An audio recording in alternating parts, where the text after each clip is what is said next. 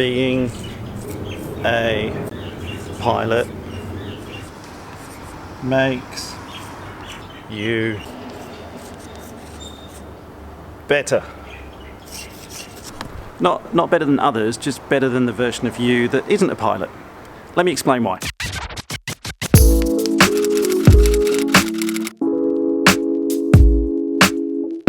So I've been flying now for over 10 years, and I honestly believe that in every aspect of my life, maybe apart from my bank balance, but my life has changed for the better as a result of being involved in aviation. And that's what today's video is all about. I honestly believe that if you have pilot training and you're just involved in the world of aviation, you actually approach things in a different and, dare I say, better way than the version of you had you not had that pilot training. Let me give you some examples. So there's a thing here in Aboriginal culture here in Australia called dadiri. It's basically the art of what's called deep listening. And deep listening is the ability for you as a human being at any point in time to be able to be so aware of what's happening around you, absorbing the information that's around you, that you are completely in control of that moment. Now, I think as pilots, we're actually pretty good listeners when it comes to conversation. There can be a tendency with human beings to be what's called waiting to talk, in that, there's always that person in the conversation who's just they've got a point and they just want to jump in. And we all know people like that, there's no question. But the problem with that is, if you're waiting to talk,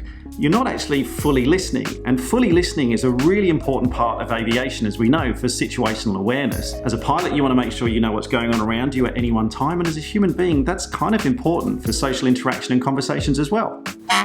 Being a pilot, I reckon, makes you a better driver as well. I think you're more aware of your own driving standards, but you're also more aware of what people are doing around you. Also, things like following the rules of the road. I mean, you wouldn't intentionally brake through an altitude you're not supposed to as a pilot.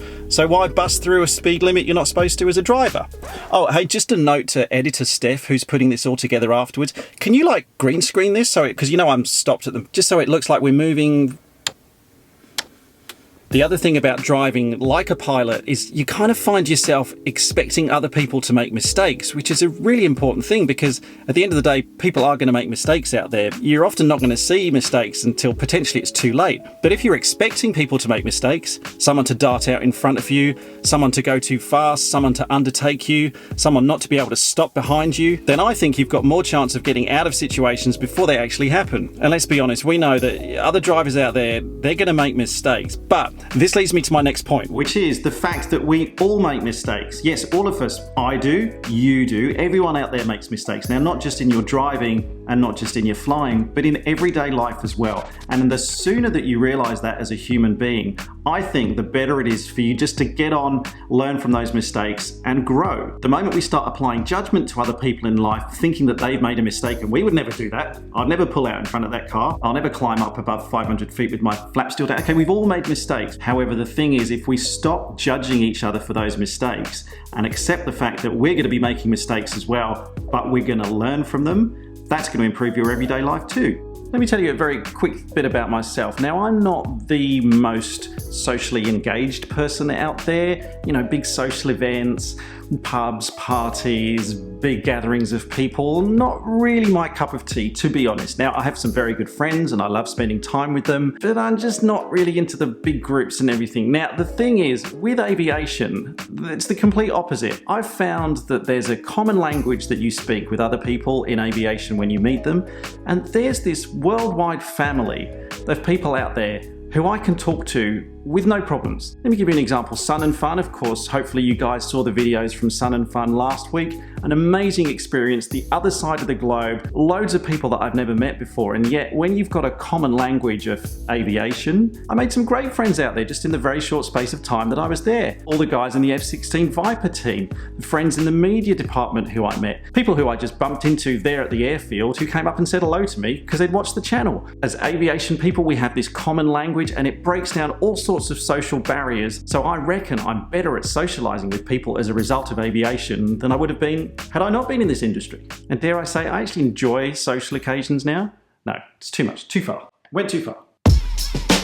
from a working point of view, you can apply some of your pilot skills to your everyday life as well. For example, you know that out there, you know that saying, there are old pilots, there are bold pilots, but there are no old bold pilots. That's all to do with the arrogance in aviation. There are some people who just think they can do everything, they're a better pilot than you, and they'll go out and try and do it until, well, one day maybe they'll be caught short. Now in the real world, in your working environment, that's no different. And I kind of struggled with arrogant, excessively over the top people in the workspace before I was a pilot. Because now I look at those people and I just think, well, you're going to come unstuck one day, and I don't really want to be around when that happens. And learning to ignore that arrogance and just really focus on what you're there to do, in the same way that if you ignore that pilot and just kind of fly your plane in the way that you should be flying, that I believe as well will take you a long way in life. All right, for this next one we need to go outside.